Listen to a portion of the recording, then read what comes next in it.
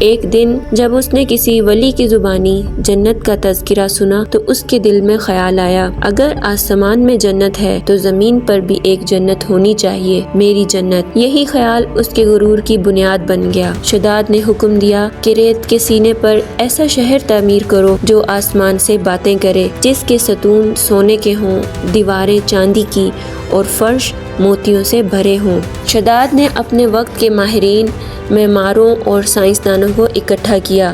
دور دراز کے علاقوں سے نایاب پتھر، قیمتی دھاتیں اور مزدور لائے گئے۔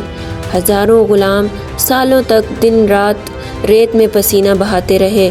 دریاؤں کا رخ موڑ دیا گیا، پہاڑ کھودے گئے۔ جب غبار مکمل ہوا تو اس کا منظر بیان سے باہر تھا۔ ستون ایسے اونچے کہ بادل بھی ٹھٹک جاتے، باغ ایسے کہ بہاریں بھی شرما جائیں، اور محل ایسے کہ آئینہ اپنا عکس ڈھونڈتا رہ جائے۔